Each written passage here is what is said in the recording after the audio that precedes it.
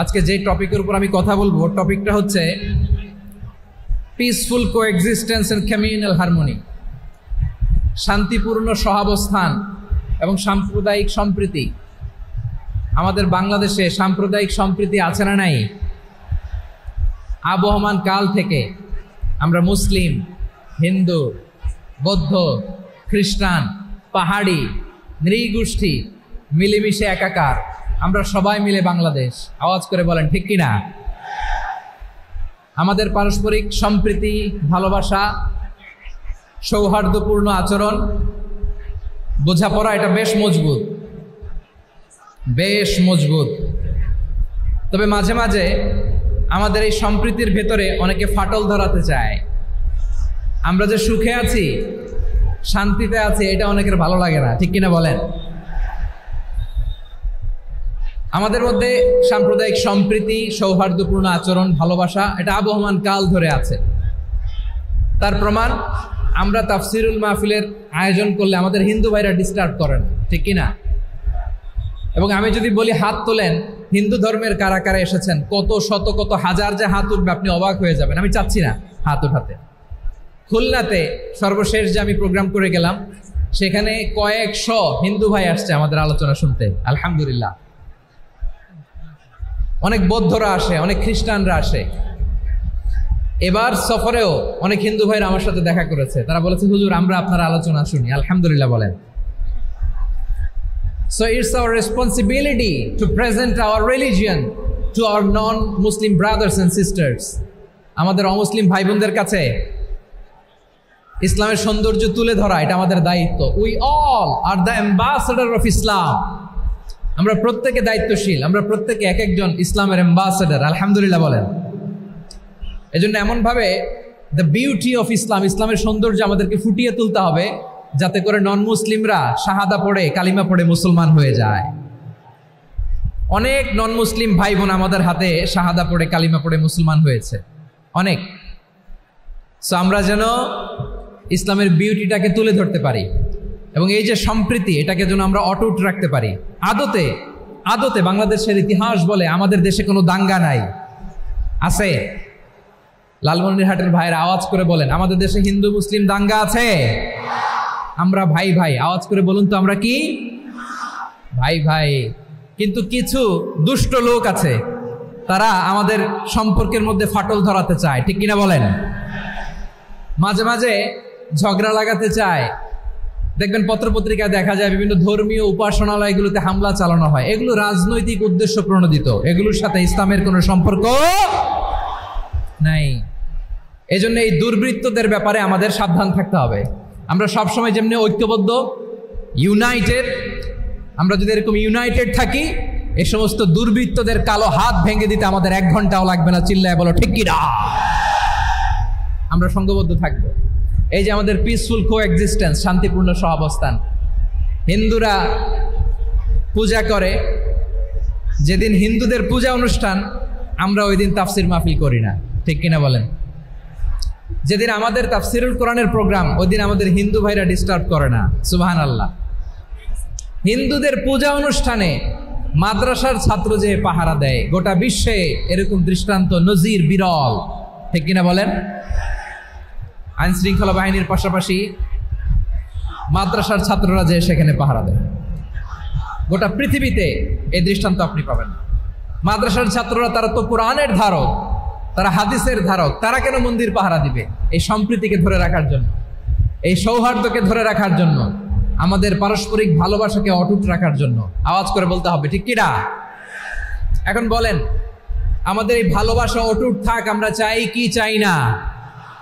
আমরা হিন্দু মুসলিম মিলেমিশে শান্তিপূর্ণ সহাবস্থান, সাম্প্রদায়িক সম্প্রীতি।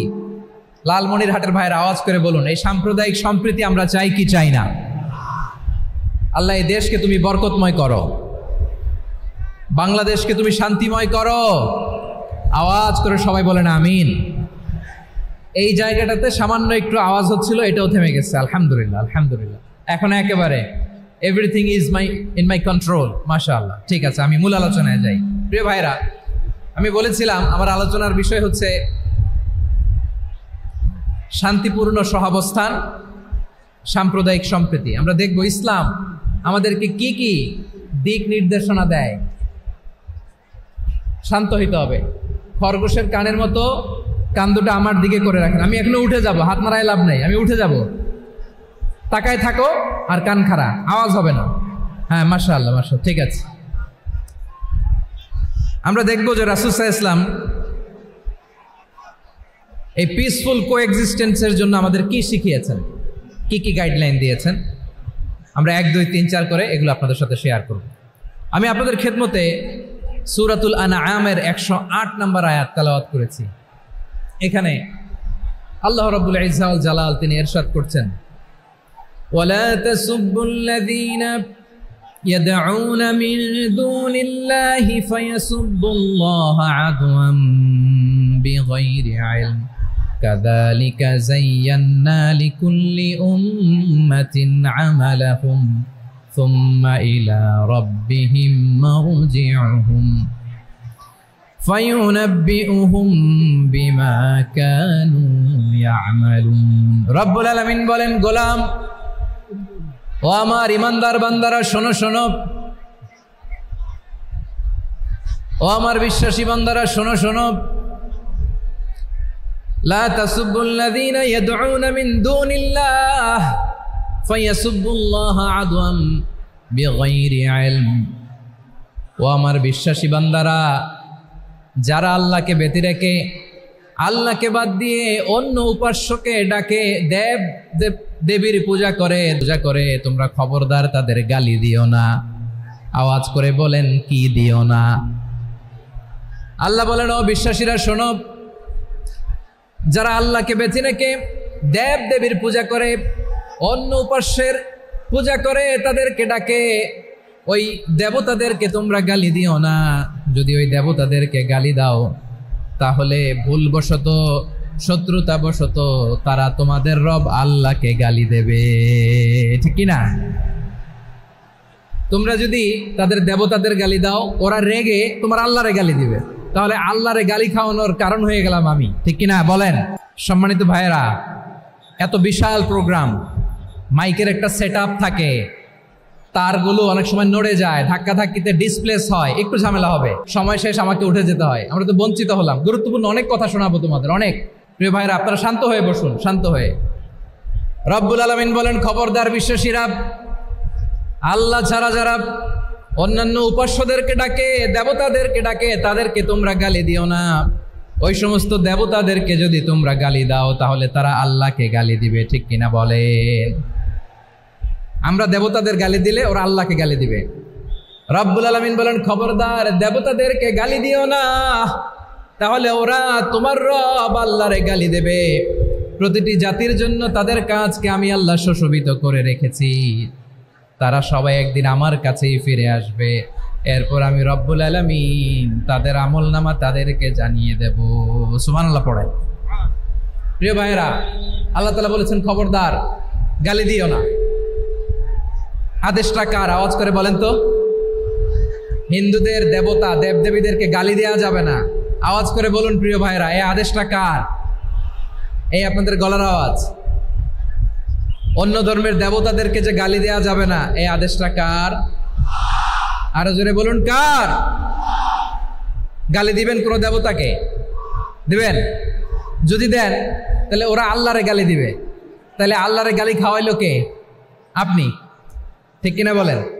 আমি আল্লাহকে গালি খাওয়ানোর কারণ হলাম, কারণ আমি যদি গালি না দিতাম ওরা আমার রবকে গালি দিত না। আওয়াজ করে বলেন ঠিক কিনা? তাহলে প্রিয় ভাইয়েরা, ইসলাম আমাদেরকে শিখায়, সূরাতুল আনআমের 108 নম্বর আয়াত থেকে আমরা বুঝলাম, কোনো ধর্মকে ছোট করা যাবে না। অন্য ধর্মকে ছোট করা মানে ইসলামকে ছোট করা। অন্য ধর্মের দেবতাকে গালি দেওয়া মানে আল্লাহকে গালি খাওয়ানো। আওয়াজ করে বলেন ঠিক কিনা? খবরদার, এটা করা যাবে না। আর অন্য ধর্মের দেবতাকে যদি আপনি গালি দেন, ওরা ইসলাম থেকে দূরে সরে যাবে। যাও ইসলামের প্রতি আকৃষ্ট হয়েছিল আর কোনোদিন ইসলামের ধারে কাছে আসবে না। আওয়াজ করে বলেন ঠিক কিনা? এজন্য কখনো কোনোদিন অন্য ধর্মের দেবতাদেরকে গালি দেওয়া যাবে না। অন্য ধর্মের কোনো দেবতাদেরকে আমরা গালি দিব না, গালি দিব না, বরং ইসলামের beauty, the beauty of Islam, ইসলামের সৌন্দর্যকে আমরা তুলে ধরব। আমরা যদি বিশ্বনবী সাল্লাল্লাহু আলাইহি ওয়াসাল্লামের জীবনীর দিকে তাকাই তাহলে আমি দেখব বিষ্ণু ইসলাম মক্কাতে কিংবা মদিনাতে অন্য ধর্মের লোকদের সাথে খুব পিসফুলি লাইফ লিড করেছেন। হোক মুশরিক, হোক খ্রিস্টান, হোক ইহুদি, বিশ্বনবী সবার সাথে মিলেমিশে ছিলেন। আলহামদুলিল্লাহ বলেন। ইসলাম হচ্ছে পিসফুল রিলিজিয়ান। অন্য ধর্মের প্রতি সহনশীলতার সবক ইসলাম আমাদেরকে দেয়, কিন্তু প্রতিটি মুসলিমের এটা মনে রাখতে হবে আল্লাহর কাছে পছন্দনীয় গ্রহণযোগ্য ধর্ম জীবনাদর্শ একটি, সেটা হচ্ছে ইসলাম। আওয়াজ করে বলেন সেটা কি? লালমনিরহাটের ভাইয়েরা আওয়াজ করে বলুন, আল্লাহর কাছে মনোনীত ধর্ম একটি, সেটা কি? এজন্য রব্বুল আলামিন বলেন ইন্নাদ-দীনা ইনদাল্লাহিল ইসলাম, আল্লাহর কাছে মনোনীত গ্রহণযোগ্য অ্যাকসেপ্টেড ধর্ম মতাদর্শ একটা, সেটা হলো ইসলাম। ইসলাম ছাড়া অন্য কোনো ধর্ম যদি কেউ তালাশ করে তার ওই ধর্ম আল্লাহ গ্রহণ করবে না। ওমাই ইয়াবতাগি গায়রাল ইসলামি দীনান ফালাই ইউকবালা মিন ওয়া হুয়া ফিল আখিরাতি মিনাল খাসিরিন। Whoever seek anything except Islam, that won't be accepted from him, and he will be loser in the day of judgment. কিয়ামতের দিন ইসলাম ছাড়া কেউ যদি অন্য কোনো ধর্ম তালাশ করেছে দুনিয়াতে, তার এই মতাদর্শ গ্রহণ করা হবে না, and he will be loser. সে হবে লুজার, ক্ষতিগ্রস্ত, হাই কোম্পানির ম্যানেজার। ওর আমও শেষ, সালাও শেষ। আওয়াজ করে বলেন ঠিক কি না? এজন্য ইসলাম পেয়ে আমরা খুশি না বেজার? প্রত্যেক নামাজ শেষে আমরা আল্লাহরে বলি, আল্লাহ রাদিতু বিল্লাহি রাব্বা ওয়া বিল ইসলামি দীনা ওয়া বি মুহাম্মাদিন নাবিয়ান ওয়া রাসূলা। ও আল্লাহ, তোমারে রব হিসেবে পেয়ে আমরা খুশি। ও আল্লাহ, ইসলামকে ধর্ম হিসেবে পেয়ে আমরা খুশি। বিশ্বনবীকে আমাদের রাসূল পেয়ে আমরা খুশি। ঠিক কিনা বলে?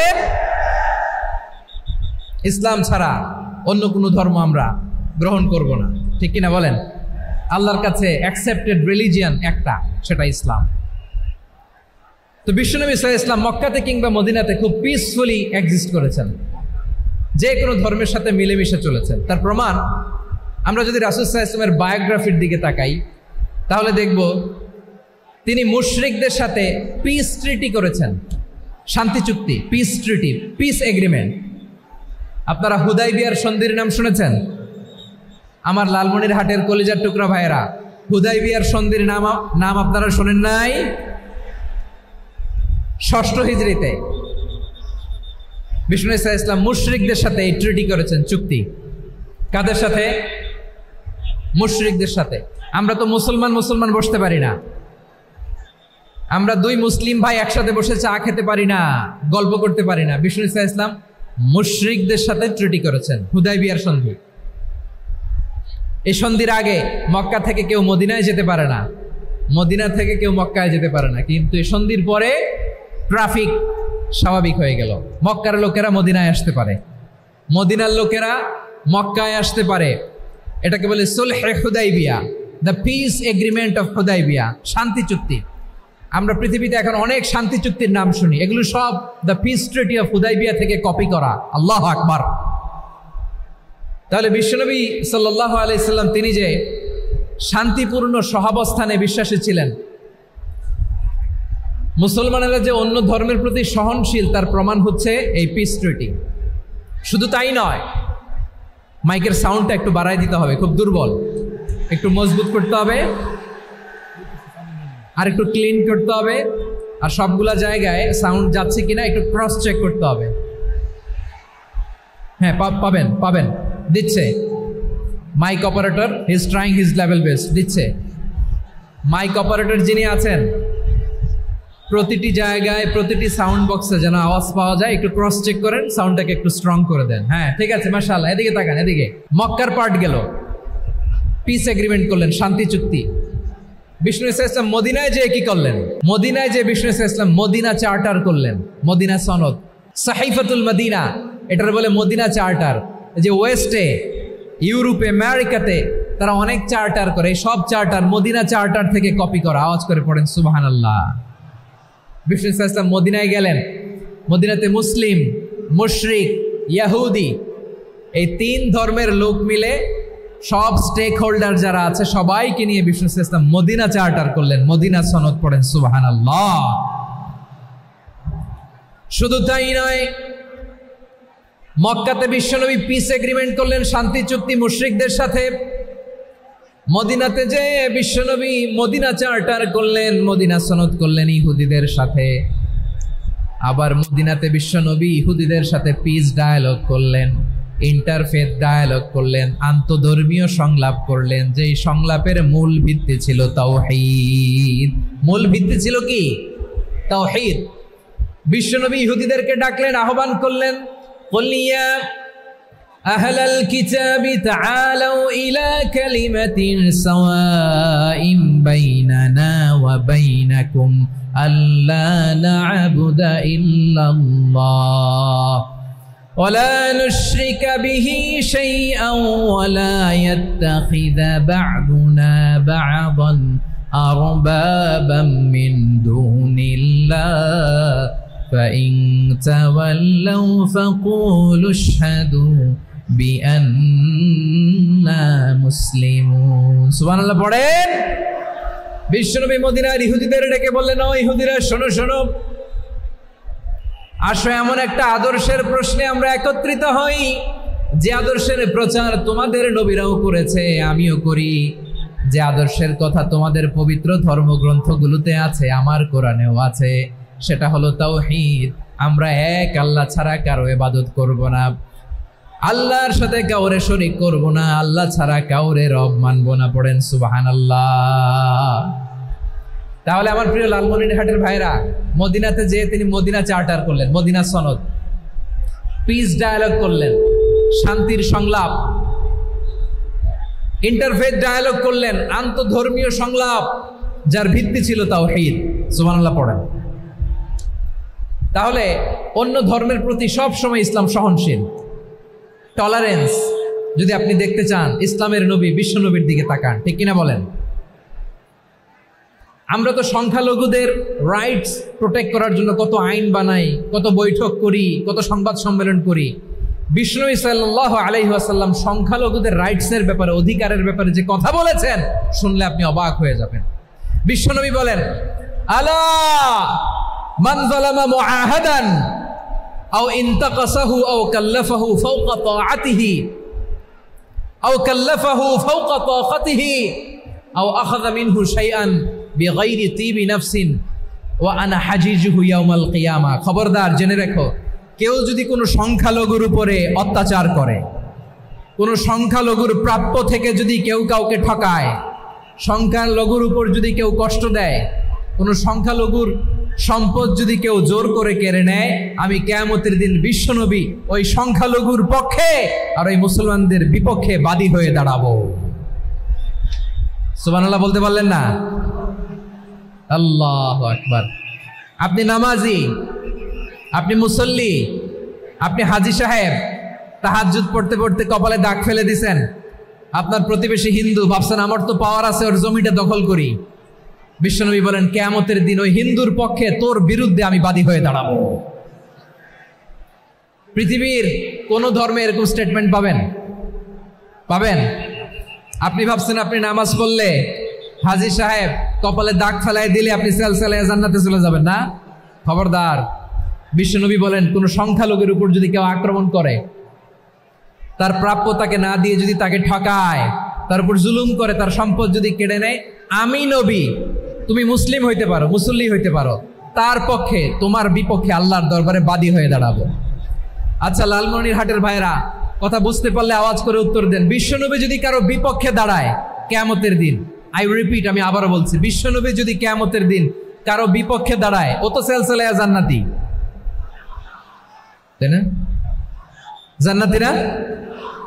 যে নবীর সুপারিশ ছাড়া জান্নাতের গেটও দেখা যাবে না, ওই নবী যদি বলে তোর বিপক্ষে আমি বাদী হয়ে দাঁড়াবো, ওই জান্নাতে আর ঢোকার কোনো সুযোগ আমাদের থাকবে?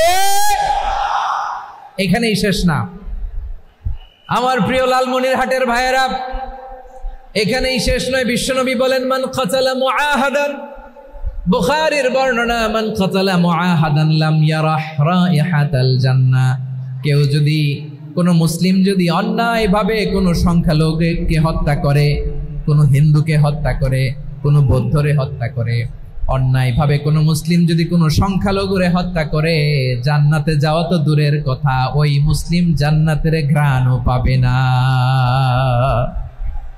সহিহ বুখারীর বর্ণনা, মান কাতালা মুআহাদান লাম ইয়ারাহ রাইহাতাল জান্নাহ ওয়া ইন্না রিহাহা লা ইউজাদু মিন মাসিরাতি 40 আমা, যে জান্নাতের ঘ্রাণ 40 বছর দূরের রাস্তা থেকেই পাওয়া যায়। সুবহানাল্লাহ পড়েন। প্রিয় ভাইরা, এখান থেকে জান্নাতে পৌঁছতে লাগবে 40 বছর। এত দূর, কত বছর? সবাই বলেন কত বছর? এখান থেকে জান্নাতে পৌঁছতে লাগবে 40 বছর। এত দূরে থাকতেই জান্নাতের ঘ্রাণ আপনার নাকে এসে ধাক্কা মারবে। বিষ্ণুই বলেন, যে ব্যক্তি কোনো সংখ্যালঘুকে হত্যা করে জান্নাতের ঘ্রাণ তো পাবেই, জান্নাতে তো ঢুকতে পারবেই না, জান্নাতের ঘ্রাণও তার নাকে লাগবে না। পড়েন না আউযুবিল্লাহ। তাহলে সংখ্যালঘুদের ব্যাপারে ইসলামে অধিকার দেয়া আছে না নাই?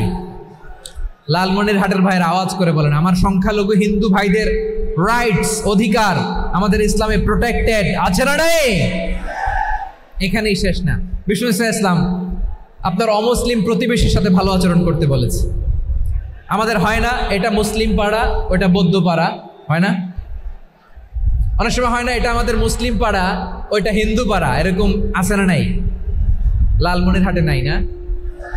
আছে? হিন্দু যদি আপনার প্রতিবেশী হয় কি করবেন? ওরা কষ্ট দিবেন নাকি? কেন? ও তো হিন্দু, ও তো আমার আল্লাহরে ডাকে না, ওরা কষ্ট দিলে জায়েজ হবে না? খবরদার। বিষ্ণু ইসলাম বলেন, মান কানা ইউমিনু বিল্লাহ ওয়াল ইয়াউমিল আখির ফালিউকরিম জারাহ, যে আল্লাহ বিশ্বাস করে আর আখিরাতে বিশ্বাস করে সেজন্য প্রতিবেশীর সাথে ভালো আচরণ করে। সুবহানাল্লাহ। কলিজা জুড়ায় যায় না আমার নবীর কথাগুলো শুনলে? যে আল্লাহ বিশ্বাস করে, যে আখিরাতে বিশ্বাস করে সেজন্য প্রতিবেশীর সাথে ভালো আচরণ করে। এখানে বলছে মুসলিম প্রতিবেশী বলছে, নামাজি প্রতিবেশী বলছে, আল্লাহওয়ালা প্রতিবেশী বলছে না। প্রতিবেশী আস্তিক হোক নাস্তিক হোক, প্রতিবেশী মুমিন হোক মুশরিক হোক, প্রতিবেশী হইলেই তার সাথে ভালো আচরণের দরকার আছে না নাই? আমার প্রিয় লালমনিরহাটের ভাইয়েরা, বিষ্ণু ইসলাম ওনার ইহুদি প্রতিবেশীদের দেখাশোনা করতেন। আওয়াজ না শোনা যাক, আমারও তো দেখা যায়, আমারও তো দেখা যায়। তাকায় থাকেন, তাকায় থাকলে সওয়াব হবে। কোরআনের কথা যেখান থেকে হয় এদিকে তাকায় থাকলেই বরকত। তাকায় থাকেন। জি জি, মাইক, আমি তো আর মাইক ঠিক করতে আসি না এদিকে, এই মাইক ঠিক করব, ওই মাইক ঠিক করব, ওদিকে পাইলট বলবে হুজুর চলে আসেন। জি বসুন, বসুন, মাশাআল্লাহ। হ্যাঁ, খুব শান্ত, ঠিক আছে। পুলিশ ভাইরা না খেয়ে দিনরাত আপনারা যাতে সুশৃঙ্খল একটা প্রোগ্রাম উপহার পান, এটাই চেষ্টা করতেছে। আপনাদেরকে কষ্ট দিতে আসে নাই, একটু একটু সহযোগিতা করেন। জি মাশাআল্লাহ। হ্যাঁ, ঠিক আছে। আমার প্রিয় ভাইরা, প্রতিবেশী আস্তিক হোক নাস্তিক হোক, মুসলিম হোক হিন্দু হোক, তার সাথে ভালো আচরণ করতে হবে। বিষ্ণু ইসলাম ওনার ইহুদি প্রতিবেশীর বাসায় যেতেন। কোন প্রতিবেশী? ইহুদি। আওয়াজ করে বলেন, কোন প্রতিবেশী? ইহুদি। এক ইহুদি কিশোর বিষ্ণু ইসলামের খেদমত করতে, ইহুদি ছেলে আমার নবীর খেদমত করতো, তারা ছিল নবীর প্রতিবেশী। তো অনেক দিন হয় ইহুদি ছেলেটা আসে না। বিষ্ণুনবী খোঁজ দিলেন, ঘটনা কি? একটা ইহুদি ছেলে না আমার খেদমতে আসতো, ছেলেটা কই? খোঁজ নিয়ে জানলেন ছেলেটা অসুস্থ। বিষ্ণু ইসলাম ওই ইহুদির বাড়িতে চলে গেলেন ওই ছেলেটাকে দেখা করার জন্য, ভিজিট করার জন্য। সুবহানাল্লাহ পড়বেন না? গেলেন, যে দেখে ইহুদি ছেলেটা মুমূর্ষ, যান যান যায় যায় ভাব, বিছানায় পড়ে আছে, তার বাবা দাঁড়ানো। বিশ্বনবী তার মাথার পাশে বসলেন, মাথায় হাত বুলিয়ে দিলেন, আর ছেলেটাকে বললেন আসলিম, হে ইহুদি ছেলে আসলিম, ইসলাম ধর্ম গ্রহণ করো। তো ছোট্ট ছেলে ভাবে আমরা ইহুদি, এখন ইসলাম ধর্ম গ্রহণ করলে আব্বা যদি বকা দেয়, ফানাযারা ইলা ওয়াজহি আবি, ছেলেটা তার বাবার চেহারার দিকে তাকালো, দেখি আব্বা কি কয়। আব্বা যদি বলে তাইলে ইসলাম ধর্ম গ্রহণ করবে। ইহুদি ছেলেটা তার বাবার দিকে যখন তাকালো, ওর বাবা বলে আতি আবুল কাসিম, আবুল কাসিম যা বলে তাই করো। আবুল কাসেম হচ্ছে বিষ্ণু ইসলামের একটা কুনিয়াত, উপনাম। আমার রাসূলের বড় ছেলের নাম ছিল কাসেম। যেমন দেখবেন আমাদের এলাকায় কারো বড় ছেলের নাম যদি হয় আব্দুল্লাহ, এরা আব্দুল্লাহর বাপ বলে ডাকে। কারো বড় মেয়ের নাম যদি হয় ফাতেমা, এরা কি ডাকে? ফাতেমার বাপ বলে না? তো বিষ্ণু ইসলামের বড় ছেলের নাম ছিল কাসেম। ইহুদি বাবা বলল আতি আবুল কাসেম, আবুল কাসেম যা বলে তাই শোনো, মানে মোহাম্মদ যা বলে তাই শোনো। এই কথা শুনে ছেলে সাহস পাইছে, ছেলে আবার পড়তে আরম্ভ করলো আশহাদু আল্লাহ ইলাহা ইল্লাল্লাহ ওয়া আশহাদু আন্না মুহাম্মাদার রাসূলুল্লাহ, পড়েন আল্লাহু আকবার। বিশ্বনবীর আহ্বান শুনে ওই আহ্বানে সাড়া দিয়ে ইহুদি ছেলে শাহাদা পড়ে মুসলমান হয়ে গেল। তার হৃদয়টার ঈমানের নূর দিয়ে আলোকিত করে দিল কে? প্রিয় ভাইরা, এবার রাসূল সাল্লাল্লাহু আলাইহি ওয়াসাল্লাম বের হয়ে আসলেন ঘর থেকে আর বললেন আলহামদুলিল্লাহিল্লাযী আনকাযাহু মিনান নার। প্রশংসা সে আল্লাহর, যে আল্লাহ জাহান্নামে চলে যাচ্ছিল প্রায় এমন একটা লোককে মুহূর্তের মধ্যে কালেমায়ে শাহাদাতের বদৌলতে জান্নাতি বানায় দিলেন। আওয়াজ করে পড়েন সুবহানাল্লাহ। এই হাদিস থেকে আমরা কি শিখলাম? What is the moral of the story? এক নম্বর স্টোরি হলো, প্রতিবেশী ইহুদি হোক হিন্দু হোক, যাবেন, সুসম্পর্ক রাখবেন, উপহার দিবেন, বিপদে পাশে দাঁড়াবেন। তাইলেই তো আপনাদের প্রতি, মুসলমানদের প্রতি তারা আকৃষ্ট হবে, ঠিক কিনা বলেন? আপনি যদি হিন্দুদের সাথে বৌদ্ধদের সাথে নাই মিশেন, নাস্তিকের কাছে নাই যান, তো ইসলামের সৌন্দর্যটা ওরা বুঝবে কেমনে? আমার অনেক হিন্দু পরিচিত ভাই আছে, ওরা আমাদের ইফতারির প্রোগ্রামে এসে একসাথে ইফতারি করে। অনেক মদখোর আমার সাথে বসে একসাথে ডিনার করে, হাফ প্যান্ট পরা, গলায় স্বর্ণের চেইন, হাতে স্বর্ণের ব্রেসলেট, আইসা আমার সাথে ডিনার করছে, আছে এরকম। গাঁজাখোর, আমি বলি আসো, welcome welcome to my dinner, আসো বসো।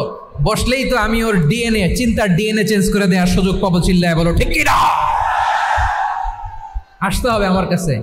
Our door is open, the door of Islam is open 24/7।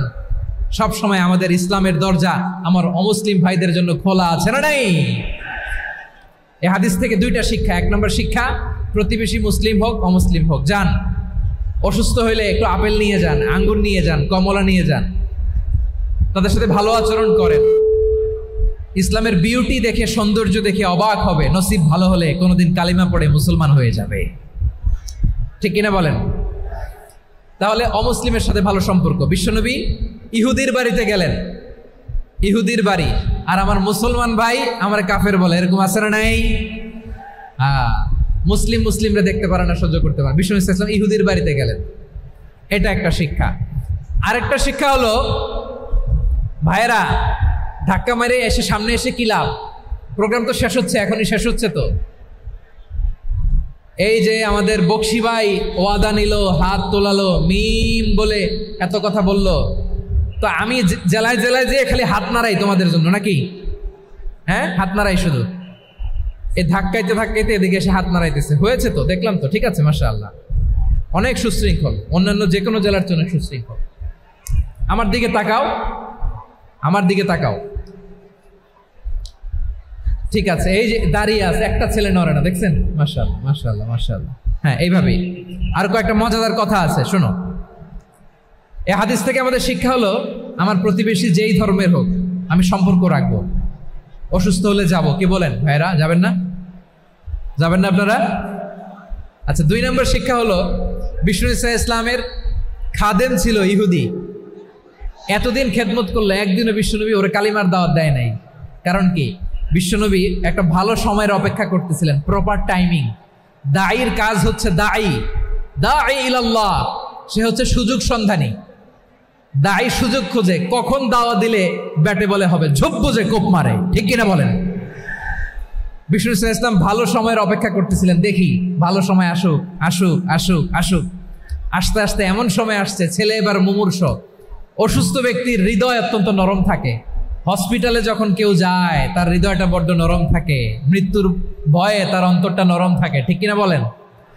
এই প্রপার টাইমিং এর অপেক্ষা করতেছিলেন। যখনই টাইমিং পেয়েছেন, দাওয়াত দিলেন, পড়ো লা ইলাহা ইল্লাল্লাহ, সুবহানাল্লাহ পড়েন সবাই। তাহলে ইসলাম অমুসলিম প্রতিবেশীর সাথে ভালো আচরণ করতে বলে। ইসলাম অমুসলিম মাতা পিতার সাথেও ভালো আচরণ করতে বলে। মাতা পিতা যদি অমুসলিম হয়, তারা ফেলে দিতে পারবেন? পারবেন? আমার লালমনিরহাটের ভাইয়েরা, অনেক হিন্দু ছেলে আমাদের হাতে শাহাদা পড়ে মুসলিম হয়, কিন্তু ওর মা মুসলমান হয় নাই, বাবাও হয় নাই, এরকম আছে না নাই? তো ও হয়েছে মুসলিম, মা বাপ হিন্দু, এখন মা বাপ কি বাদ? হ্যাঁ, মা বাপ বাদ দেয়া যাবে? যেই মা আপনার 9 মাস 8 মাস পেটে ধারণ করলো, আপনার মায়ের নার ছেঁড়া ধন, আপনি ওই মারে বাদ দিতে পারবেন? যে মায়ের বুকের তাজা দুধ খেয়ে আপনি আজকে বাড়ন্ত তাজা তরতাজা, ওই মারে বাদ দেয়া যাবে? মায়ের এক ধারে দুধের দাম, কাটিয়া গায়ের চাম, পাপোশ বানাইলে ঋণের শোধ হবে না, এমন দরদি ভাবে কেউ হবে না আমার মা গো। মায়ের এক ধারে দুধের দাম, কাটিয়া গায়ের চাম, পাপোশ বানাইলে ঋণের শোধ হবে না, এমন দরদি ভাবে কেউ হবে না আমার মা গো। ঠিক কিনা? মাকে তো বাদ দেওয়া যায় না। وَقَضَى رَبُّكَ أَلَّا تَعْبُدُوا إِلَّا إِيَّاهُ وَبِالْوَالِدَيْنِ إِحْسَانًا। আল্লাহ বলে অবধারিত 2টা ভার্ডিক্ট তোমাদের জন্য, এক আল্লাহর ইবাদত করবা আর মা বাবার প্রতি ইহসান করবা। আদেশটা কার? মা বাবার প্রতি ইহসান করতে হবে। আমার মা হিন্দু হোক, ভালো আচরণ করতে হবে, বৌদ্ধ হোক, ভালো আচরণ করতে হবে। আমার যে সমস্ত হিন্দু ভাইয়েরা মুসলিম হয়েছ, তোমাদের মা বাবা এখনো মুসলমান হয় নাই, তাদের সাথে ভালো আচরণ করতে হবে। আপনাদের খেদমত নিজে করতে হবে অথবা খেদমতের ব্যবস্থা করাই দিতে হবে। মান্থলি যে খরচ লাগে এটা দিতে হবে। আরে তুমি এখন মুসলিম, তোমার মা বাবা হিন্দু, এখনই তো সুযোগ ইসলামের সৌন্দর্য দেখানো। এখন মা বাবা যদি দেখে আরে এটা হিন্দু থাকতে তো বদমাইশ ছিল, বেয়াদব ছিল, কি এমন ধর্ম সে গ্রহণ করলো যেটা গ্রহণের সাথে সাথে সে পাল্টে গেল? কি এমন ধর্ম সে গ্রহণ করেছে যেটা তার জীবনকে আলোকিত করে দিয়েছে? নসিব ভালো হইলে তারাও কালিমা পড়ে মুসলমান হয়ে যাবে। বিশ্ব ইসলামের স্ত্রীর নাম ছিল আয়েশা রাদিয়াল্লাহু তাআলা আনহা, আবু বকর রাদিয়াল্লাহু তাআলা আনহুর মেয়ে। আবু বকর রাদিয়াল্লাহু তাআলা আনহুর আরেক মেয়ের নাম হচ্ছে আসমা। কি নাম? দুজনই আবু বকর রাদিয়াল্লাহু তাআলা আনহুর মেয়ে, আসমা আর আয়েশা। নাম দুইটা কেমন লাগে? আসমা নামটা কেমন লাগে? আয়েশা নামটা কেমন লাগে? সবার ভালো লাগে নাই? নাম দুটো আপনাদের ভালো লাগে? লালমনিরহাটে অনাগত যদি কন্যা সন্তান হয়, যদি মনে চায় আসমা রেখে দিতে পারবেন, যদি মনে চায় আয়েশা রেখে দিয়েন। দেশে বিদেশে এয়ারপোর্টে রাস্তাঘাটে শুধু বলে হুজুর একটা নাম দেন, আমার ছেলের একটা নাম দেন, মেয়ের একটা নাম দেন। তো আমার মনে আছে যশোরের 8 দিনের মাহফিলে আমি 1-2টা নাম দিয়েছিলাম। আজকে লালমনিরহাটের এই প্রোগ্রামে কন্যা সন্তান যদি হয় 2টা নাম দিলাম, আসমা কিংবা আয়েশা। ইনশাআল্লাহ পড়েন। দুজন বোন, এক মায়ের না, বাবা এক মা দুইজন। আয়েশা রাদিয়াল্লাহু তাআলা আনহার মায়ের নাম উম্মে রুমান, আর আসমা রাদিয়াল্লাহু তাআলা আনহার মায়ের নাম কুতাইলা বিনতে আব্দুল উজ্জা। আবু বকর রাদিয়াল্লাহু তাআলা আনহু 4টা বিয়ে করেছিলেন। তো একই ঘটনা ঘটেছে এই ফ্যামিলিতে। আসমা ইসলাম ধর্ম গ্রহণ করে মুসলিমা, কিন্তু তার মা কুতাইলা মুশরিকা। আই রিপিট, বোঝার জন্য আমি আবারও বলি, আসমা রাদিয়াল্লাহু তাআলা আনহা মুসলিমা, আর আসমার মা কুতাইলা, আওয়াজ করে বুঝে থাকলে বলেন, আসমার মা মুশরিকা। তার মানে মেয়ে মুসলিম, মা অমুসলিম, ভেজাল আছে না নাই? কিন্তু কুতাইলা আর ধৈর্য ধারণ করতে পারে না। নার ছেঁড়া ধন, কলিজার টুকরা ধন, কলিজার টুকরা সন্তান আসমারে দেখতে বড্ড মন চায়। সাইয়েদনা আসমা রাদিয়াল্লাহু তাআলা আনহা মক্কা থেকে হিজরত করে মদিনায় চলে গেলেন। হুদাইবিয়ার পর যখন মক্কা মদিনা ট্রাফিক স্বাভাবিক হলো, মক্কার লোক মদিনায় যায়, মদিনার লোক মক্কায় আসে। কুতাইলা কলিজার টুকরা সন্তান আসমারে দেখার জন্য কিছু উপহার নিয়ে বিশাল মরুপথ পাড়ি দিয়ে মক্কা থেকে মদিনায় যায়। সুবহানাল্লাহ বলেন। এখন মা আসছে মেয়ের সাথে দেখা করতে, মেয়ে তো আর দেখা দেয় না। মেয়ে ভাবছে আমার মা তো মুশরিকা, অপবিত্রা, তার সাথে কি দেখা দেয়া যাবে? বিশ্বনবীর দরবারে চলে গেলেন। সুবহানাল্লাহ বলেন। কি সৌভাগ্যবান ছিল তারা, মাসলা জানার দরকার হলেই নবীর দরবারে চলে যেত, ঘরে বউয়ের সাথে ঝগড়া হলে নবীর দরবারে চলে যেত। অনেক সাহাবী বলে আমার পেটে ক্ষুধা লাগলো আমি নবীর কাছে চলে যেতাম, কারণ নবীর চেহারার দিকে তাকালেই আমার পেটের ক্ষুধা মিটে যেত। সাইয়েদানা আসমা রাদিয়াল্লাহু তাআলা আনহা বিশ্বনবীর কাছে চলে গেলেন, যে বললেন ইয়া রাসূলুল্লাহ ইয়া হাবিবাল্লাহ ইন্না উম্মি কাদিমাতুন ইলাইয়া ওয়া হিয়া রাগিবা। আমার মা মক্কা থেকে অনেক দূর মরুর পথ পাড়ি দিয়ে উপহার সামগ্রী নিয়ে মদিনায় আমার সাথে দেখা করতে এসেছে গো নবী। আমার জানতে বড্ড ইচ্ছে হয় আমি আমার মুশরিকা মাকা করতে পারবো কিনা। আফা আসিলুহা, আগে যেমনি আমি আমার মায়ের সাথে ভালো আচরণ করতাম, যেমনি আমি আমার মায়ের সাথে সদাচরণ করতাম গো নবী, এখন আমি মুসলিমা মা মুশরিকা, এখনো কি আগের মতো সদাচরণ করতে পারবো নাকি? বিশ্বনবী বললেন নাম সিলিহা, হ্যাঁ রে আসমা, অবশ্যই অবশ্যই, আগে ঠিক যেমন তুমি তোমার মায়ের সাথে ভালো আচরণ করতে এখনো তেমনি আগের মতো ভালো আচরণ করবা। আওয়াজ করে পড়েন সুবহানাল্লাহ। কি ইসলাম আমরা পেয়েছি, কত ব্রড মাইন্ডেড আমাদের ইসলাম, কত ওপেন মাইন্ডেড ইসলাম, কত ওপেন আপ করতে পারে, চিন্তা করতে পারেন। বিষ্ণু বললেন হ্যাঁ অবশ্যই, নাম সুলিহা, আগে যেমনি ভালো আচরণ করছো আসমা এখন ওইরকমই করো, পারলে আরো বাড়ায় করো। সুবহানাল্লাহ বলেন। তাহলে আমার যে হিন্দু ভাইয়েরা হিন্দু বোনেরা ইমানের বদৌলতে দৌলতে আপনি ধন্য হয়েছেন, আপনার আম্মা আব্বা এখনো মুসলমান হয় নাই, তাদের জন্য দোয়া করেন, তাদের জন্য দোয়া করেন, আল্লাহ যেন তাদেরকেও ইমানের দৌলত দান করে। আমরা সবাই পড়ি আমিন, আরো জোরে পড়েন আমিন। এখন বলেন ইসলাম কি ন্যারো মাইন্ডেড রিলিজিয়ান না ব্রড মাইন্ডেড? লালমনিরহাটের যুবক ভাইরা আওয়াজ করো, ইসলাম কি ন্যারো মাইন্ডেড না ব্রড মাইন্ডেড? কতটা ব্রড মাইন্ডেড দেখেন। বিশ্বনবী সাল্লাল্লাহু আলাইহি সাল্লাম অমুসলিমরা যদি নবীকে উপহার দিত ওই উপহারও বিশ্বনবী গ্রহণ করতেন। সুবহানাল্লাহ পড়েন। আপনার অমুসলিম বন্ধু যদি উপহার দেয় সেটাও আপনি নিতে পারবেন, যেটা নেওয়া জায়েজ। কিন্তু আপনার বন্ধু যদি আপনার মদের বোতল দেয় নিতে পারবেন?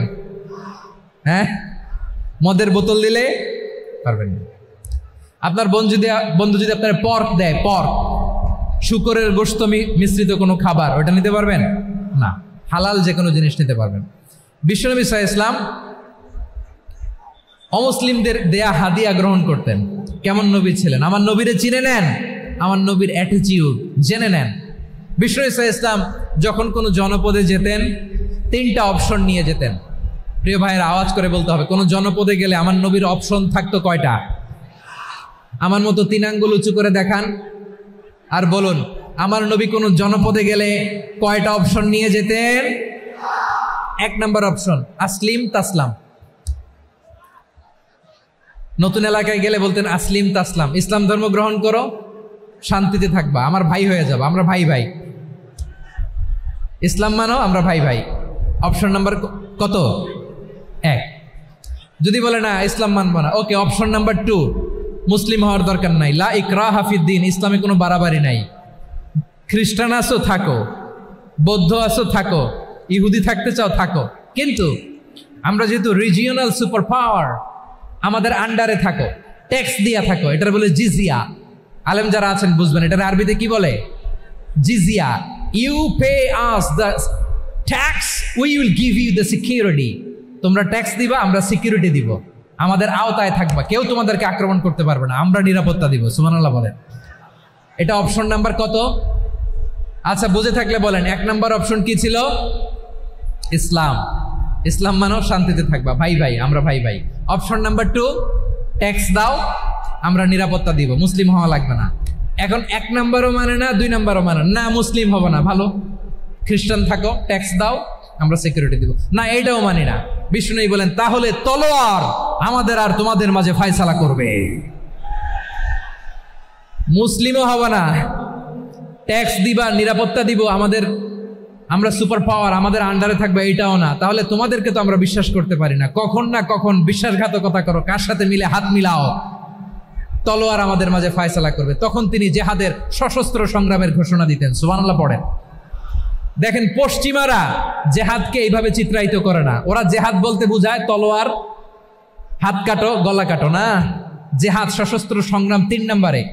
অধিকাংশ ক্ষেত্রেই বিশ্বনবীর সুন্দর আচরণ দেখে, আরে আমার নবীর যে নুরানি চেহারা, অনেকে তো কেবল সিরেফ চেহারাটা দেখেই কালিমা পড়ে মুসলমান হয়ে গিয়েছে। যারা মুসলিম হয় নাই তারা তাদের ইসলামেই বলবৎ ছিল, ট্যাক্স দিয়ে ইসলামের আন্ডারে ছিল। যারা এটাও মানে নাই ওইটাও মানে নাই, তাদের বিরুদ্ধে জেহাদ। বিষ্ণু ইসলাম 7ম হিজরিতে যখন খায়বার বিজয়ের পরে ইসলাম রিজিওনাল সুপার পাওয়ার হিসেবে আত্মপ্রকাশ করলো, বিশ্বনবী চিঠি লিখলেন অন্যান্য সুপার পাওয়ারের কাছে। রাষ্ট্রীয় চিঠি লেখে এক রাষ্ট্রপ্রধান আরেক রাষ্ট্রপ্রধানের কাছে, ঠিক কিনা বলেন? জানেন না আপনারা? এই যে 24-এর ছাত্র নাগরিক অভ্যুত্থানে, এই অভ্যুত্থান যখন শুরু হয়, আমি তখন সাউথ আফ্রিকাতে একটা স্ট্যাটাস দিয়েছিলাম, কোটা নয় গোটা দেশ সংস্কার করা লাগবে।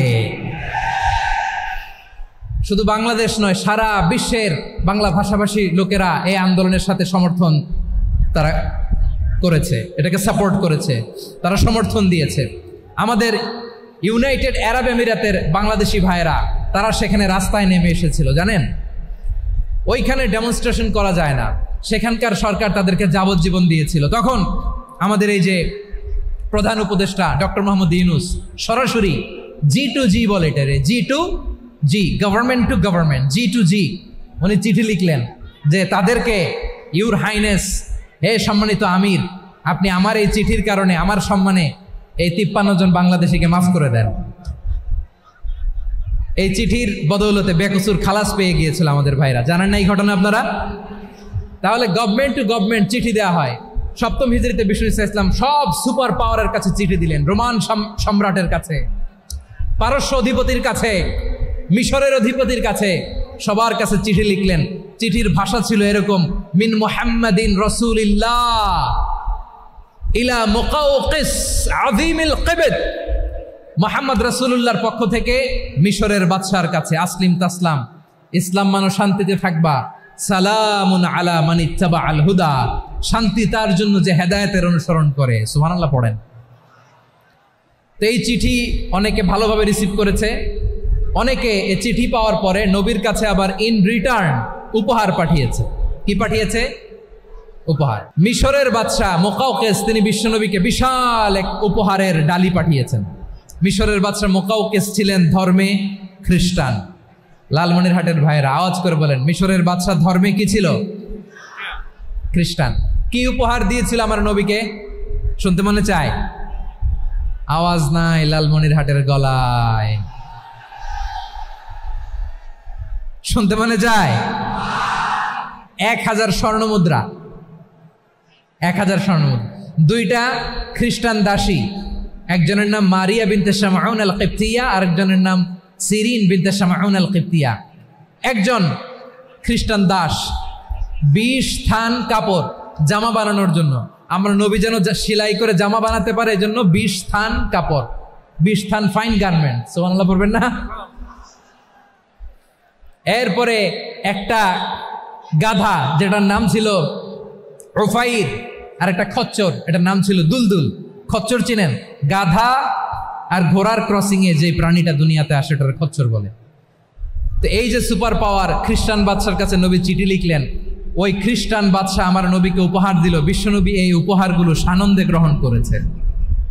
সুবহানাল্লাহ পড়বেন না? তাহলে অমুসলিম কেউ যদি আপনাকে উপহার দেয়, হালাল উপহার হলে আপনি গ্রহণ করতে পারবেন। অনুরূপভাবে পারস্যের বাদশা, রোম সম্রাট বিশ্বনবীকে উপহার পাঠিয়েছেন। আমার নবী সবগুলো উপহার, গিফট গ্রহণ করেছেন। সুবহানাল্লাহ বলেন। তাহলে প্রিয় লালমনিরহাট আওয়াজ করে বলুন, ইসলাম কি ন্যারো মাইন্ডেড রিলিজিয়ন না ব্রড মাইন্ডেড? আম্মাজান আয়েশার কাছে মাসালা জানতে চায় মেয়েরা, হে আম্মাজান, অগ্নি উপাসকেরা তাদের ঈদের দিন নওরোজের সময় আমাদেরকে পাখি দেয়, নেওয়া যাবে? উনি বললেন, ওরা জবাই করে দিলে নেওয়া যাবে না, কিন্তু ওরা যদি ফলমূল এরকম খাবার দেয় এগুলো নেওয়া যাবে। তার মানে অমুসলিমদের দেয়া উপহার এটা গ্রহণ করা যায়। সুবহানাল্লাহ বলেন। শুধু তাই নয়, বিষ্ণু ঈসা ইসলাম অমুসলিমদের সাথে আর্থিক লেনদেনও করেছেন, ফিনান্সিয়াল ডিলিং করেছেন। অমুসলিমদের সাথে প্রয়োজনে আপনি ফিনান্সিয়াল ডিলিং করতে পারবেন। আমরা প্রায় দেখি বাজারের মিষ্টির দোকানগুলো আমার হিন্দু ভাইদের। লালমনির হাটে মিষ্টির দোকান, দইয়ের দোকান কারা চালায়? হিন্দুরা চালায় না। তারপরে যে বারবার সব চুল কাটে যে নাপিত, অধিকাংশ নাপিতের দোকানে কারা? আমার হিন্দু ভাইরা। তা আপনি চুল কাটতে পারবেন কিনা বলেন? পারবেন। তার দোকান থেকে দই মিষ্টি কিনতে পারবেন কিনা? হ্যাঁ, আমার মুসলিম ভাইয়ের দোকান থাকলে ওইটার আমি বেশি প্রায়োরিটি দিব, ঠিক কিনা? কিন্তু যদি তাদের সার্ভিস নিতে চান, প্রোডাক্ট নিতে চান, পারবেন। তার দলিল সহিহ বুখারী, আম্মা জান আয়েশা রাদিয়াল্লাহু তাআলা আনহা বলেন, ইশতারা রাসূলুল্লাহ সাল্লাল্লাহু আলাইহি ওয়াসাল্লাম মিন ইয়াহুদিন তুআমান ওয়া রাহানাহু দিরআহু মিন হাদিদ। রাসূল সাল্লাল্লাহু আলাইহি ওয়াসাল্লাম এক ইহুদির কাছ থেকে, কার কাছ থেকে? সবাই বলে নাই কার কাছ থেকে? আমার নবী, পেয়ারা নবী এক ইহুদির কাছ থেকে জব কিনেছিল, জব, বার্লি, যেটা দিয়ে রুটি বানায়। ওই জবের দাম দেওয়ার টাকা পয়সা নবীর কাছে ছিল না, ফলে নবী ওনার একটা পোশাককে মর্গেজ রেখেছিলেন, মর্গেজ, বন্ধক, যে এখন এটার দাম দিতে পারবো না, কয়েক কেজি বার্লি নিয়ে যাই আর বন্ধক হিসেবে আমার জামাটা রেখে গেলাম, যেদিন দাম দিব ওই দিন জামাটা ছুটাই নিয়ে যাব। সুবহানাল্লাহ পড়বেন না? বাকিতে নিছিলেন, বাকিতে। দিরআহু মিন হাদিদ, লোহার তৈরি বর্ম, মানে যুদ্ধের পোশাক, লোহা দিয়ে বানানো। বিষ্ণুনবী বললেন, কয়েক কেজি জব দাও, টাকাটা পরে দিব, এখন টাকা নাই, বন্ধক হিসেবে, মর্গেজ হিসেবে আমার জামা রেখে গেলাম, যখন টাকা দিব জামা ছুটায় নিব। আওয়াজ করে বলতে হবে সুবহানাল্লাহ। এ থেকে বোঝা গেল অমুসলিমদের সাথে ফিনান্সিয়াল ডিলিং করা যায়, অর্থনৈতিক লেনদেন করা যায়, কেনাবেচা করা যায়, প্রোডাক্ট কেনা যায়। এমনকি আমাদের মসজিদে নববীতে বারান্দায় আপনার একটা অটোমেটিক ফ্লাইং আমব্রেলা দেখছেন? সূর্য যখন বাড়ে মসজিদে নববীর বারান্দায় ইয়ার্ডের মধ্যে অটোমেটিক্যালি কিছু আমব্রেলা আছে, শাঁ করে খুলে যায়, আর সূর্যের তাপ লাগে না। আবার সন্ধ্যাবেলায় এই আমব্রেলাগুলো ওরা ক্লোজ করে ফেলে, দেখেন নাই না? দেখছেন? এই মসজিদে নববীকে সর্বোচ্চ উন্নত মানের কনস্ট্রাকশন ইনফ্রাস্ট্রাকচারে ডেভেলপ করার জন্য কর্তৃপক্ষ কিছু অমুসলিম ইঞ্জিনিয়ারের, ডিজাইনারের সহায়তা নিয়েছিল। সুবহানাল্লাহ বলেন। কোন দলিলের ভিত্তিতে? এই দলিলের ভিত্তিতে যে বিষ্ণু ঈসা ইসলাম অমুসলিমদের সাথেও লেনদেন করেছেন। আওয়াজ করে বলতে হবে আল্লাহু আকবার। শুধু তাই নয়, ইন কেস অফ ইমার্জেন্সি, প্রয়োজনে ইসলামের খাতিরে, ইসলামকে সামনের দিকে এগিয়ে নিয়ে যাওয়ার জন্য অমুসলিমদের সাপোর্ট নেওয়া জায়েজ আছে। সুবহানাল্লাহ বলেন। অমুসলিমদের সাপোর্ট নেয়া, তাদের থেকে অর্থ নেয়া, পলিটিক্যাল সাপোর্ট, পলিটিক্যাল অ্যাসাইলাম নেওয়া জায়েজ আছে। আমাদের অনেক বিশ্ববরেণ্য দায়ীরা আমেরিকায় অস্থায়ীভাবে অ্যাসাইলাম নিয়ে থাকে, নিজের দেশে গেলে ফাঁসিতে ঝুলাই দিবে। যুগ যুগ ধরে দায়ীদের উপর এরকম অত্যাচার আর নির্যাতন আছে না নাই? মিশরের অনেক দায়ীরা পাশ্চাত্যে যেয়ে থাকে, এই যে তারা পলিটিক্যাল অ্যাসাইলাম নিয়ে থাকে, রাজনৈতিক আশ্রয়, এটা জায়েজ আছে না? এটা যে জায়েজ আছে তার প্রমাণ স্বয়ং বিশ্বনবী সাল্লাল্লাহু আলাইহি ওয়াসাল্লাম পলিটিক্যাল সাপোর্ট নিয়েছিলেন অমুসলিমদের কাছ থেকে। সুবহানাল্লাহ বলেন। খুব মজাদার একটা ঘটনা শুনবেন, আপনাদের আগ্রহ দেখে তো মনে হয় না শোনার ইচ্ছা আছে। আছে আছে, গলায় জোর আছে। লিল্লাহি তাকবীর, লিল্লাহি তাকবীর, নারে তাকবীর। মাশাআল্লাহ। আমার ভাইরা, বিশ্বনবীর বয়স তখন প্রায় 51 বছর। কত বছর? বিশ্বনবীর সবচেয়ে কাছের মানুষ খাদিজা রাদিয়াল্লাহু তাআলা আনহা ইন্তেকাল করেছেন। বিশ্বনবী বড্ড কষ্ট পেলেন, হৃদয়টা ভেঙে খান খান। যিনি ঘরের ভেতরে বিশ্বনবীকে সান্ত্বনা দিতেন, ভালোবাসা দিতেন, বাইরে গেলে কুরাইশরা বকাঝকা করে, অত্যাচার করে, কিন্তু আম্মাজান খাদিজা রাদিয়াল্লাহু তাআলা আনহা ঘরটারে এমন শান্তির নীড় বানায় রেখেছেন, এই ঘরের ভিতরে ঢুকলে বিশ্বনবীর কলিজাটা ঠান্ডা হয়ে যেত। এজন্য রব্বুল আলামিন বলেন, খাদিজা, ও আমার বান্দি খাদিজা, জান্নাতে এমন স্পেশাল একটা ঘর আমি তোমার জন্য রেডি করে রেখেছি। ওই ঘরের মধ্যে কোনো আওয়াজ নাই, ওই ঘরের মধ্যে কোনো নয়েজ নাই, ওই ঘরে কোনো বিশৃঙ্খলা নাই। কারণ মক্কার জমিনে আমার নবী কুরাইশদের বিশৃঙ্খলা, নয়েজ আর ঝামেলাগুলোকে উপেক্ষা করে যখন তোমার ঘরের ভিতরে ঢুকতো, ঘরটারে তুমি শান্তির নীড়, ঠান্ডা নীরব, নিস্তব্ধ, নিঝুম আর শান্তির নীর বানিয়ে রেখেছ। এজন্য জান্নাতে স্পেশাল একটা শান্তির নীর আমি তোমারে উপহার দেব। ওই প্রিয়তমা স্ত্রী খাদিজা ইন্তেকাল করলেন, বিশ্বনবীর হৃদয় ভেঙে খান খান। আবার ওনার চাচা আবু তালেব ইন্তেকাল করলেন, যিনি পলিটিক্যাল শেল্টার দিতেন নবীকে। কে দিতেন? আবু তালেবের ভয়ে, বিশ্বনবীর এই চাচার ভয়ে কোনো মুশরিক নবীর গায়ে হাত দেওয়ার সাহস পায় নাই। এখন স্ত্রীও নাই, চাচাও নাই, নবীকে আশ্রয় দেওয়ার কেউ নাই। নবীর চারদিকে অন্ধকার। নবী এখন কই যাবেন? আমার পেয়ারা নবী নতুন স্টেশন খুঁজতেছেন, নতুন দাওয়াতি প্ল্যাটফর্ম খুঁজতেছেন। তিনি যায়েদ বিন হারেসা রাদিয়াল্লাহু তাআলা আনহুকে নিয়ে মক্কার পাশের একটা নেইবরিং সিটি তায়েফে চলে গেলেন। কোথায় চলে গেলেন? লালমনিরহাটের ভাইয়ের আওয়াজ করে বলেন, কোথায় গেলেন? তায়েফে চলে গেলেন দিনের দাওয়াত দেওয়ার জন্য। কি দেওয়ার জন্য? নাকি জমি কিনতে গেছিলেন? জমি কিনতে? দুনিয়ার যশ খ্যাতির জন্য? নিজের কোনো লাভের জন্য? তায়েফবাসীদেরকে জাহান্নামের আগুন থেকে বাঁচানোর জন্য। আওয়াজ করে বলতে হবে, ঠিক কিনা? বিশ্বনবী বিশাল মরুপথ, পাহাড়ি পথ পাড়ি দিয়ে তায়েফের মরুজমিনে গেলেন কোরআনের দাওয়াত নিয়ে, ইমানের দাওয়াত নিয়ে। কিন্তু তায়েফের লোকেরা বিশ্বনবীর দাওয়াতকে শুধু প্রত্যাখ্যান করেই থামে নাই, তারা বিশ্বনবীর সাথে অত্যন্ত খারাপ আচরণ করেছে। বিশ্বনবীকে শারীরিকভাবে হেনস্থা করেছে, আমার নবীকে শারীরিকভাবে অত্যাচার করেছে, আমার পেয়ারা নবীর গায়ে পাথর মেরেছে, বিশ্বনবীর গা বেয়ে ঝরঝর করে রক্ত ঝরেছে, নবী জামিনের মধ্যে লুটিয়ে পড়েছেন, আবার মেরেছে। আবার নবী হাঁটতে শুরু করলেন, পেছন থেকে আবার মেরেছে। আবার নবী রক্তাক্ত হয়ে জামিনের মধ্যে লুটিয়ে পড়লেন, আবার মেরেছে। বিশ্বনবীর মতো এত সুশ্রী মানব, বিশ্বনবীর মতো এত শুভ্র মানব, বিশ্বনবীর মতো এমন চমৎকার দেহাবয়ব দিয়ে রব্বুল আলামিন কাউকে বানান নাই। এরকম চমৎকার মানুষটাকে তারা তায়েফের ওই জমিনে রক্তাক্ত করেছে। বিশ্বনবী দুনিয়ার কোনো স্বার্থের জন্য সেখানে যান নাই, নিজের কোনো লাভের জন্য, প্রাপ্তির জন্য যান নাই, তায়েফবাসীদের জাহান্নামের আগুন থেকে বাঁচাতে গিয়েছেন। ঠিক কিনা বলেন? খেয়ে না খেয়ে দিন প্রচারের কাজে নিজেকে দিয়েছ বিলিয়ে, তায়েফের কাফিরেরা চিনল না সে আলো, দুষ্ট ছেলেদের পিছু দিল লেলিয়ে।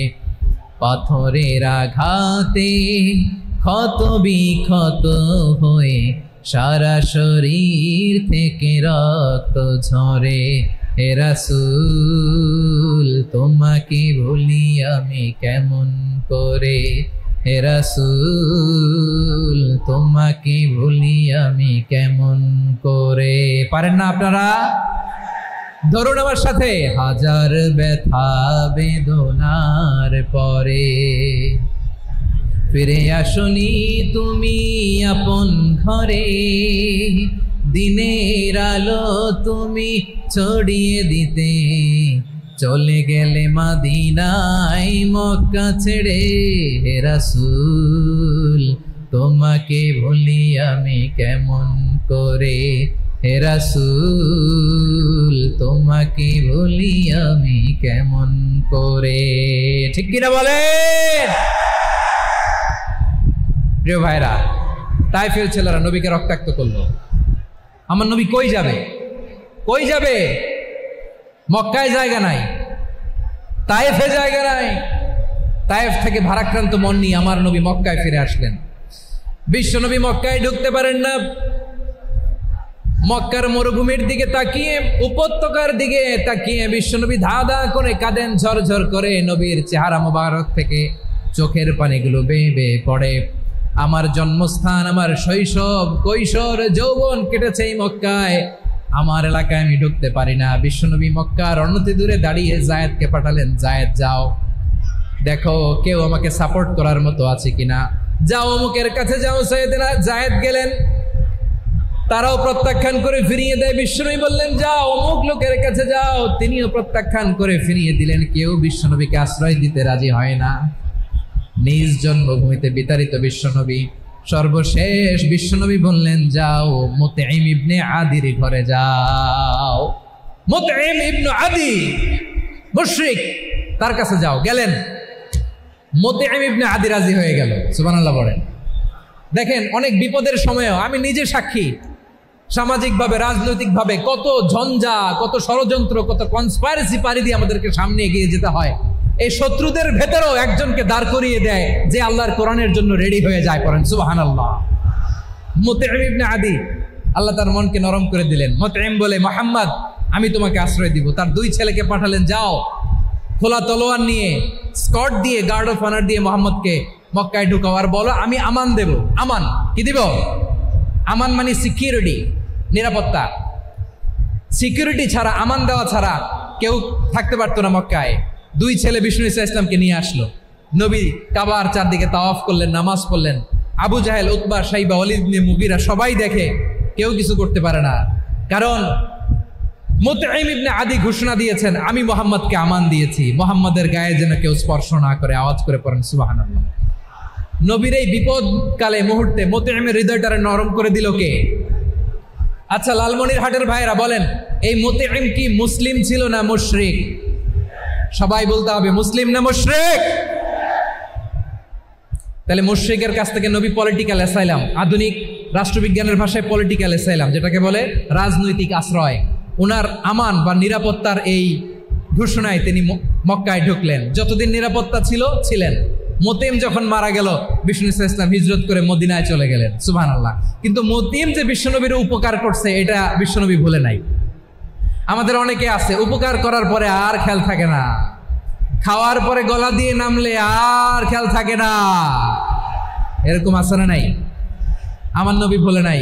বদরের প্রান্তরে 70 জন কাফেরকে যখন বন্দী করে বিশ্বনবীর সামনে হাঁটু গেড়ে দাঁড় করানো হলো, বসানো হলো, 70 জন কাফের। কয়জন? বিশ্বনবী তাদের দিকে তাকিয়ে বললেন, সহিহ বুখারীর বর্ণনা, লাউ কানাল মুতঈম ইবনে আদি হাইয়ান সুম্মা কাল্লামানি হাউলাই নাতনা লা তারাকতুহুম লাহু। বদরের প্রান্তরে 70 জন বন্দী কাফিরের দিকে তাকিয়ে আমার নবী বললেন, আজকে মুতঈম ইবনে আদি যদি বেঁচে থাকতো আর তোমাদের 70 জনের ব্যাপারে যদি মুতঈম এক বাক্যে একটা সুপারিশ করত, তার সম্মানে আজকে তোদের সবাই আমি মাফ করে দিতাম। সুবহানাল্লাহ নাই? ওই যে চিল্লাচিল্লি যে কথা বোঝে নাই, কোন জিনিস মিস করছে ওরা নিজেরাও বোঝে নাই। বিশ্বনবী মুতঈমের এই সাহায্যের কথা বলে নাই। 70 জন মুশরিক হাঁটু গেড়ে বসা, নবী চাইলে এখনই এক্সিকিউশন অর্ডার দিতে পারে। তিনি বললেন, আজকে যদি মুতঈম বেঁচে থাকতো আর মুতঈম যদি তোদের জন্য সুপারিশ করতে, এই আবর্জনাগুলোর ব্যাপারে সুপারিশ করতে, আমি মুহূর্তেই তোদেরকে এমনি মাফ করে দিতাম। এবার বলেন, ইসলাম কি ন্যারো মাইন্ডেড না ব্রড মাইন্ডেড? শুধু তাই নয়, যাকে যে সম্মান দেয়ার আমার নবী দিতেন, হোক আস্তিক হোক নাস্তিক, হোক মুসলিম হোক অমুসলিম। বিষ্ণু ইসলাম যখন রোমান সম্রাটের কাছে চিঠি লিখেছেন, আমার প্রিয় লালমনিরহাটের ভাইরা, অল্প কয়েক মিনিট কয়েকটা জরুরি কথা বলবো, এদিকে তাকান, এদিকে তাকান।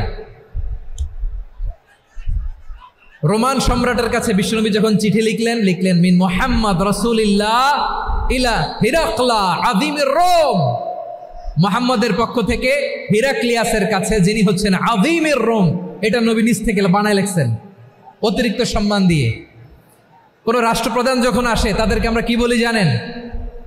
তার নামের শেষে HE এটা লিখতে হয়, H.E. মানে হিজ এক্সেলেন্সি। কি লেখে? হিজ এক্সেলেন্টি, অথবা ইউর হাইনেস, ইউর ম্যাজেস্টি। দেখেন, বিশ্বনবী সাল্লাল্লাহু আলাইহি ওয়াসাল্লাম সব নবীদেরও নবী। তিনি একজন মুশরিক খ্রিস্টান সম্রাট, রোমান সম্রাটের কাছে চিঠি লিখতে যেয়ে লিখতেছে, ইলা হিরাকলা আযীমির রোম, হিরাক্লিয়াসের কাছে আমার চিঠি, যিনি রোমের আযীম, হিজ হাইনেস, মানে রোমের অনেক সম্মানিত এক বাহাদুর। আওয়াজ করে বলেন সুবহানাল্লাহ। তার মানে যাকে যে সম্মান দেয়ার এটা বিশ্বনবী দিতেন। এমনকি যে ইহুদিরা ভালো ছিল, এই ইহুদিদেরও প্রশংসা করেছেন বিশ্বনবী মুহাম্মদুর রাসূলুল্লাহ সাল্লাল্লাহু আলাইহি ওয়াসাল্লাম। এক ইহুদির প্রশংসা করেছেন বিশ্বনবী। ইহুদির কার? আমি তো আমার ভাইয়ের প্রশংসা করি না, আমি তো এক আলেম আরেক আলেমরে স্পেস দেই না, আমি তো এক দায়ী আরেক দায়ীর সাথে বসতে চাই না, আমার নবী ইহুদির প্রশংসা করে। কার প্রশংসা? ওই ইহুদির নাম ছিল মুখাইরিক। সিরাত গ্রন্থ ঘাটলে পাবেন। তিনি বলেছেন মুখাইরিক খাইরু ইয়াহুদ, Mukhayriq is the best of the Jews. জুইশদের মধ্যে সে সবচেয়ে ভালো। কেন প্রশংসা করলেন তার?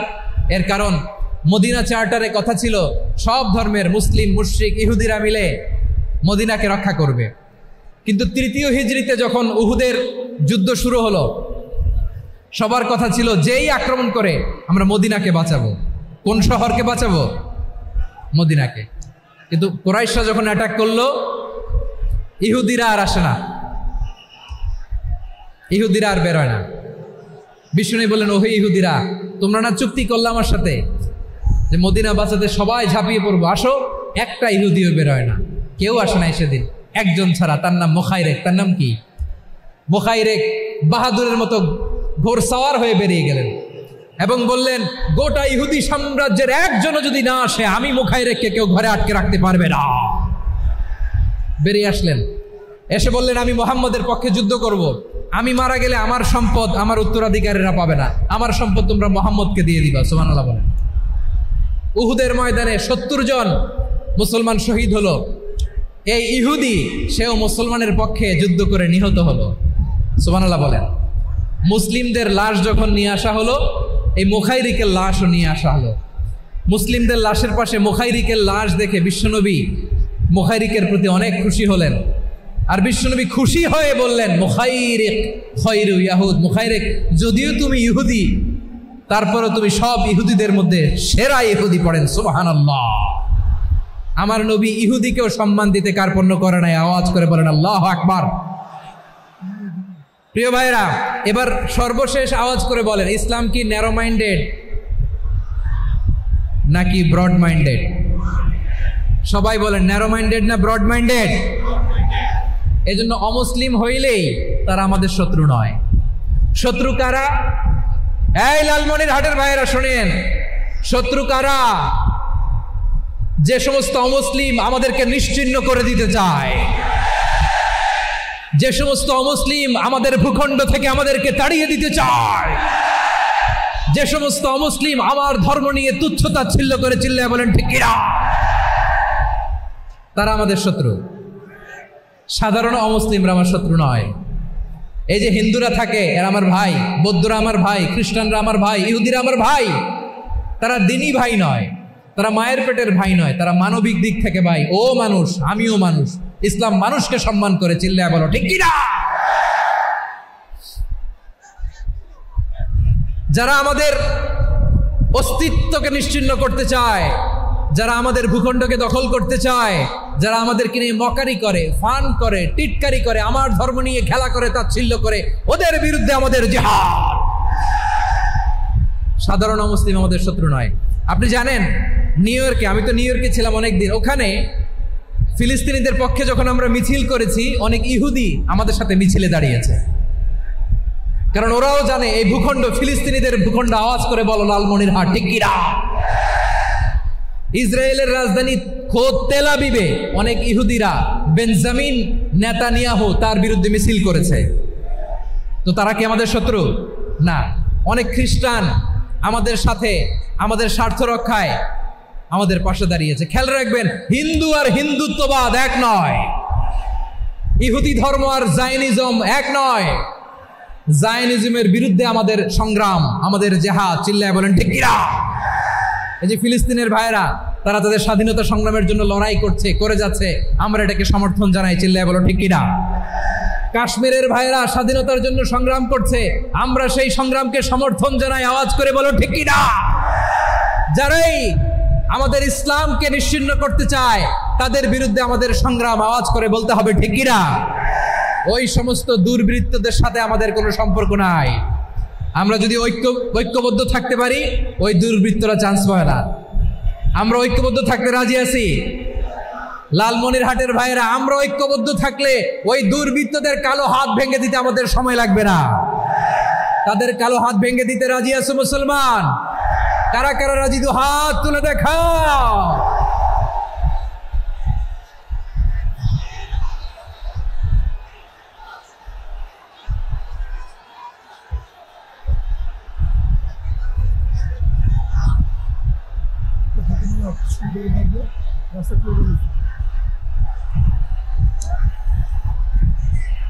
আমার প্রাণ প্রিয় লালমনিরহাটের ভাইরা, শত্রু কাফের আর অশত্রু কাফেরের মধ্যে পার্থক্য আছে না নাই?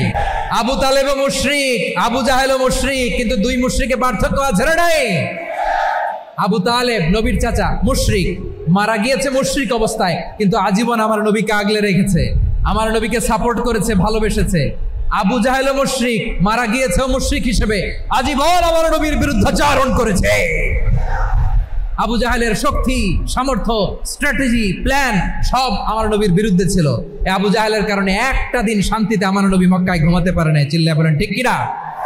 এজন্য রব্বুল আলামিন বলেন, লা ইয়ানহাকুমুল্লাহু আনিল্লাযীনা লাম ইউকাতিলুকুম ফিদ-দীনি ওয়া লাম ইখরিজুকুম মিন দিয়ারিকুম আন তাবাররুহুম ওয়া তুকসিতু ইলাইহিম ইন্নাল্লাহা ইউহিব্বুল মুকসিতিন।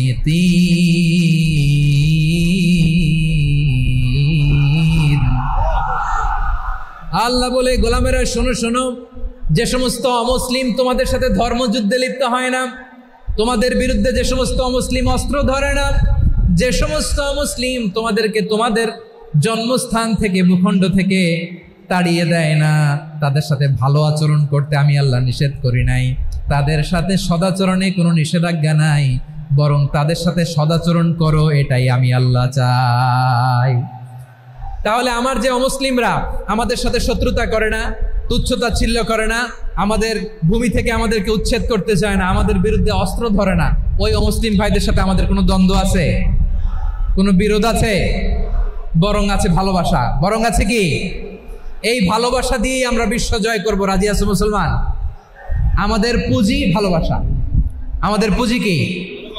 এবার আওয়াজ করে বলেন, আমার এই পুরো আলোচনা থেকে the religious coexistence, peaceful coexistence, শান্তিপূর্ণ সহাবস্থান, কমিউনাল হারমোনি, এই সাম্প্রদায়িক সম্প্রীতি, এই আলোচনা থেকে কি বুঝলেন? ইসলাম কি ন্যারো মাইন্ডেড না ব্রড মাইন্ডেড? এই ব্রড মাইন্ডেড হৃদয় নিয়ে, ভালোবাসা দিয়ে আমরা বিশ্ব জয় করতে চাই। রাজি আছেন? আল্লাহ কবুল করুক। আমরা সবাই পড়ি আমিন। লালমনিরহাটের জেলা স্টেডিয়ামে আমার প্রিয় মায়েরা, বোনেরা, আপনাদের জন্য একটা হাদিস বলে শেষ করব। বিশ্বনবী বলেন, আমার মায়েরা খেয়াল করে শুনুন, বিশ্বনবী আপনাদের উদ্দেশ্য করে বলেন, আল মারআতু ইযা সাল্লাত খামসাহা ওয়া সামাত শাহরাহা হাফিজাত ফুরুজাহা আতাআত বা'লাহা ফালতাদখুল মিন আইয়ি আবওয়াবিল জান্নাতি শাআত। বিশ্বনবী বলেন, ও রমণীরা, ও নারীরা, যে সমস্ত নারী এই চারটা কাজ করবে, এই চারটা কাজের গ্যারান্টি দিবে, তাদেরকে জান্নাতের 8টা দরজার গ্যারান্টি দেয়া হবে। কি চারটা কাজ? 1 নম্বর, আল মারআতু ইযা সাল্লাত খামসাহা, যে নারী 5 ওয়াক্ত নামাজ পড়ে। কি করে? জেলা স্টেডিয়ামে অবস্থানরত আমার নারীরা, বোনেরা, বিশ্বনবী আপনাদেরকে 4টা কাজের কথা বলেছেন, খুব বেশি না। 4টা করলে 8 জান্নাতের দরজা সব খোলা। কোনটা দিয়ে যাবেন? যেটা দিয়ে মনে চায়। 1 নম্বর 5 ওয়াক্ত নামাজ। আমার বোনেরা জোহরের নামাজ পড়তে পড়তে এটা আসরে নিয়ে যায়, আসর পড়তে পড়তে এটা মাগরিবে নিয়ে যায়। এরকম আসরে নাই? লালমনিরহাটে হয়তো নাই। আমার বোনেরা এটা করবেন না। ইন্নাস সালাতা কানাত আলাল মুমিনিনা কিতাবাম মাওকুতা, সময় মতো পড়বেন। সামাত শাহরা, রমাদানের রোজাগুলো রাখবেন। হাফিজাত ফুরুজাহা, যে নারী তার চরিত্রকে হেফাজত করে, তার প্রাইভেট হেফাজত করে, তার লজ্জাস্থান হেফাজত করে। ও মায়েরা, আপনার এই গর্ভ যে কত দামি আপনি জানেন না। আপনার এই গর্ভ থেকে জন্মাবে আগামীর সালাহুদ্দিন আল আইয়ুবী। আপনার গর্ভ থেকেই জন্মাবে ইমাম আল মাহদি আল মুনতাজার। আপনার পেট থেকে জন্মাবে আবু সাইদের মতো বীর সৈনিক। আপনার পেট থেকে জন্মাবে মুগ্ধের মতো বীর মুজাহিদ। আপনি জানেন না কে আসবে আপনার পেট থেকে। সময়টাকে কাজে লাগান, ইসলামকে বোঝেন, মানেন, আমাদের ইসলামিক লেকচারগুলো শোনেন। আমরা যে বার্তাগুলো, ইনস্ট্রাকশনগুলো, দিক নির্দেশনাগুলো আপনাদের খেদমতে রাখি, এগুলো মেনে চলুন। আপনিই পারেন আপনার ঘরটাকে জান্নাতের টুকরা বানাতে। একটা family, it's a very big institution and you are the MD, the managing director of this institution. চিল্লায় বলেন ঠিক কিনা? চাইলেই পারেন ঘরটারে জান্নাতের টুকরা বানাতে। 5 ওয়াক্ত সালাত, রমাদানের রোজা, নিজের চরিত্রের হেফাজত, ও আতাআত বালাহা, স্বামীর আনুগত্য, এটাতে অনেকে ভুল করে থাকে। হায় রে আমার বোনেরা, স্বামীর আনুগত্যকে এটা নিজের অপমান মনে করবেন না। আপনার স্বামী আপনার সবচেয়ে বড় গার্ডিয়ান, তিনি আপনার সবচেয়ে ভালো চায়। নারী কখনো গার্ডিয়ানশিপের বাইরে থাকতে পারে না। হয় আপনি বাবার গার্ডিয়ানশিপের ভেতরে, বাপ না থাকলে ভাই আপনার গার্ডিয়ান, ভাই না থাকলে চাচা গার্ডিয়ান, বিয়ের পরে আপনার স্বামী আপনার গার্ডিয়ান। শরিয়া সম্মত স্বামীর আদেশগুলো আপনি মেনে চলবেন, কিন্তু শরিয়া বিরুদ্ধ কোনো আদেশ মানতে আপনি বাধ্য নয়। আওয়াজ করে বলুন সবাই, ঠিক কিনা? এই 4টা কাজ যদি কোনো নারী করে, বিষ্ণুই বলেন জান্নাতের 8টা দরজা খোলা, তোমার যেটা দিয়ে মনে চায় সেটা দিয়ে জান্নাতে তুমি এন্ট্রি নিতে পারবা। আমরা এখানে লালমনিরহাটের সোহরাওয়ার্দী ময়দানে আজকে যেমন একত্রিত হতে পারলাম, আল্লাহর জান্নাতেও যেন একত্রিত হতে পারে। আল্লাহ তুমি তৌফিক দান করো। আল্লাহ আমার এই কলিজার টুকরা যুবক ভাইদেরকে তুমি ওমরে ফারুকের মতো কবুল করো। জেলা স্টেডিয়ামে অবস্থানরত আমার মা বোনদেরকে তুমি ফাতেমার মতো, খাদিজার মতো কবুল করো। আমাদের কলিজার টুকরা সন্তানদেরকে তুমি সালাউদ্দিন আল আইয়ুবির মতো কবুল করো। এই যে ইসলামিক সোসাইটি লালমনিরহাটকে আল্লাহ তুমি কবুল করো। আল্লাহ যে কথাগুলো বললাম এগুলো প্রথমে আমাকে, আমার সব ভাইদেরকে আমল করার তৌফিক দান করো।